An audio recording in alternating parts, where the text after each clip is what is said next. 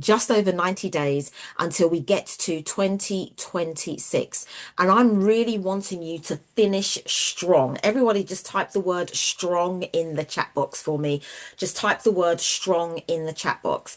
I see a couple more hands, but I just want to share something first before we go to Simone and Joyce, if we've got time. Because one of the things that I wanted you to really think about over the next couple of weeks as we reconvene for navigating life is we've got 3 months left for 2025, and I want you to take today, if you haven't done so already, as your launch pad in order to finish strong. I want you to take today as your launch pad to finish strong. I want you to answer a couple of questions, like just in your mind, in your space. What are you currently working on? What are you currently working on? What disappointments do you need to overcome? What anxiety do you need to let go? And what fear is keeping you incarcerated? It's important that you have a place that you go to for a recharge. I just want you to type the word recharge in the chat box for me.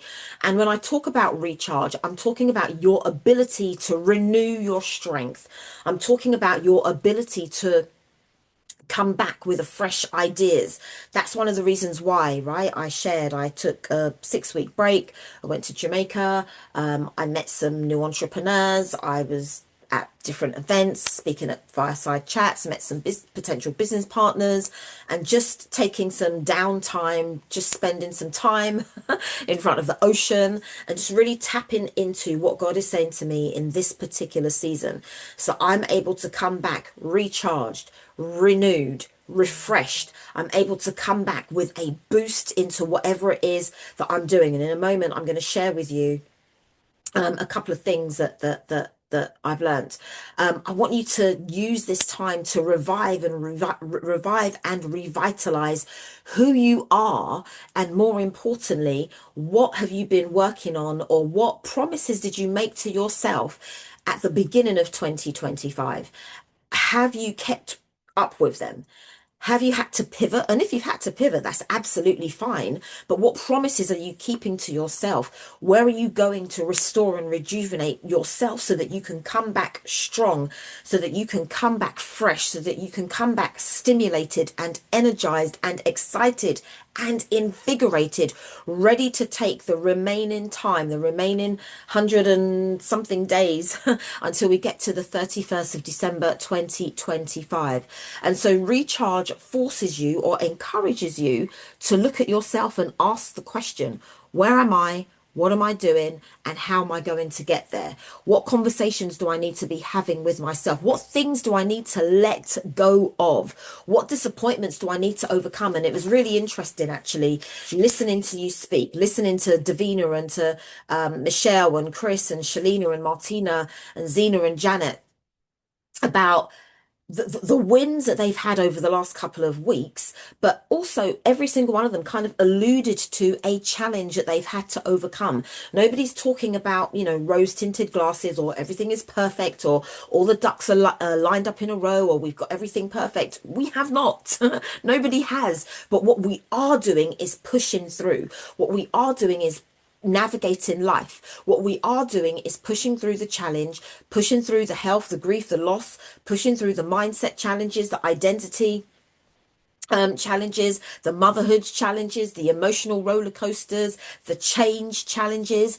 And what we are doing is saying, look, things may not be well, things may not be going according to plan, but I am still going to push my way through. I am still coming back renewed, refreshed, revived, revitalized, restored, rejuvenated. I'm still coming back stimulated, energized, exciting, and invigorated about my future. I just want you to type the words my future in the chat box, because this is important. This is super important for the way how you position yourself to finish strong. I'm working on 3 things before the end of the year. Many of you will know I spoke about this earlier on. I'm working on the second edition of my book, 50 Golden Lessons. I released it last year for my 50th birthday. Oh my goodness, last year it was a big music video. This is my birthday month, so you know that September is always a very super special month for me. Big music video last year. This year I've toned it down just a little bit, just a little bit. But let me share this. I'm working on a strategic planning workbook, so it's in its first draft. I have sent a couple copies out to people to proof for me, and so it should be coming out in the next couple of weeks. And one of the reasons why I created the strategic planning workbook, it was really to bridge the gap of people who wanted something that will help them in their plans and extract the ideas or the systems, the frameworks out of their head, the questions that they need to ask, because I can't run a workshop all the time. But you can get a book on Amazon at any time. So this was to kind of bridge that gap and to help women in particular, women who are over 40, to create a 5-year strategic plan and help pull out some of the things that you haven't necessarily thought about in that process, about your fitness, your faith, your family, your finance, your fun, your friends, your firm, your will, your lasting power of attorney, your portfolio, your pension, your health, all of those things that we speak about but don't actually structure, all of those things that we speak about and we hear other people talking about them, but we haven't actually put a plan in place to bring it to pass. And so I created the strategic planning workbook to help women to lean into the reality of life that says you are not getting younger.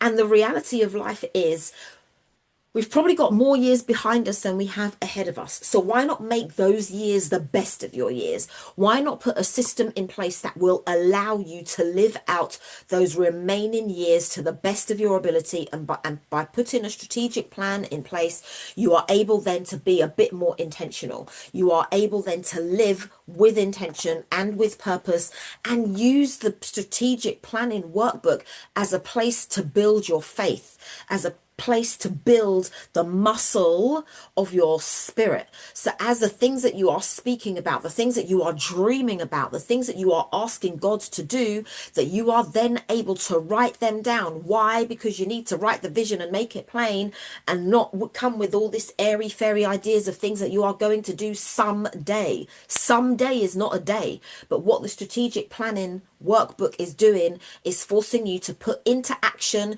your ideas, your plan, and your strategy, and calling along partners and resources and people to help you along in that process. So it is out for review at the moment, so watch this space. So that's just one of the things, two of the things. So my 50 Golden Lessons workbook, the second edition, strategic planning workbook, which is well underway, and then I'll be launching an affiliate program over the next month. So the affiliate program is for those of you who want to practice your entrepreneurial skills, and I'm going to be delving a little bit more into this probably next week.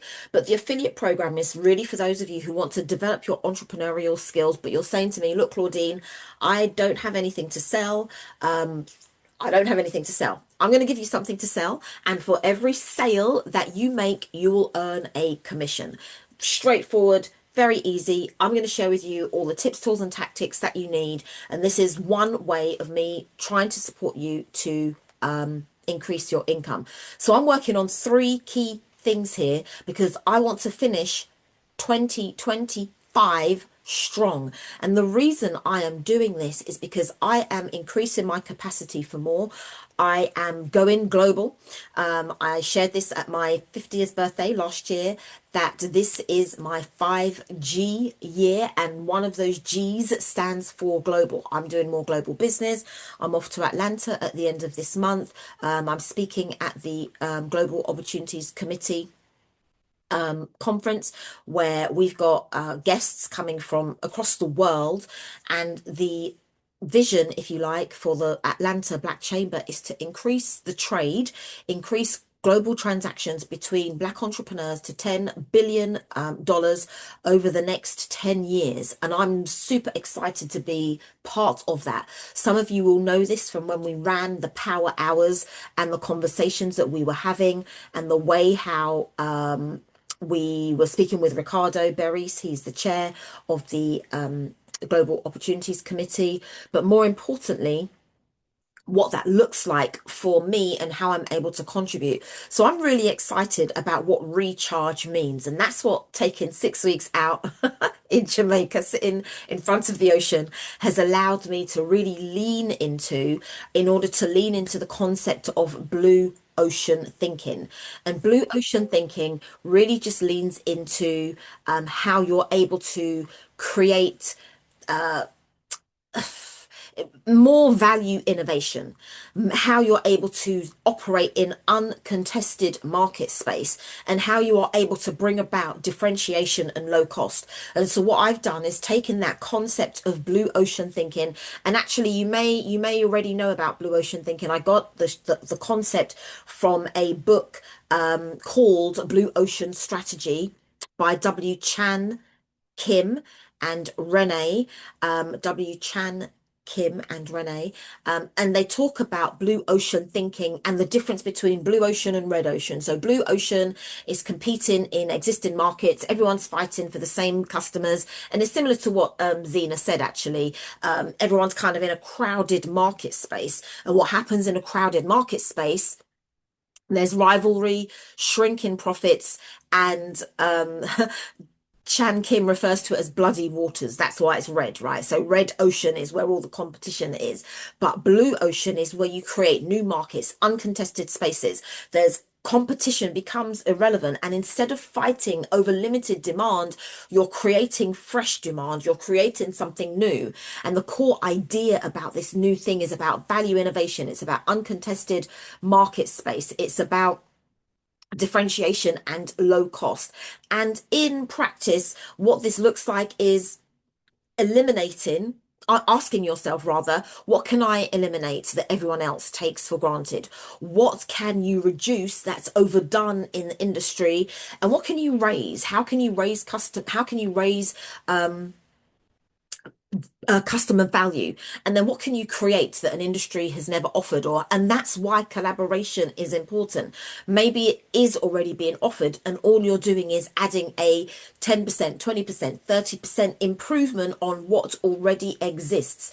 And that's why it's really important to understand artificial intelligence. That's why it's really important for you to understand the digital space. So you might hear people talking about AI, but I'm not exclusively talking about AI.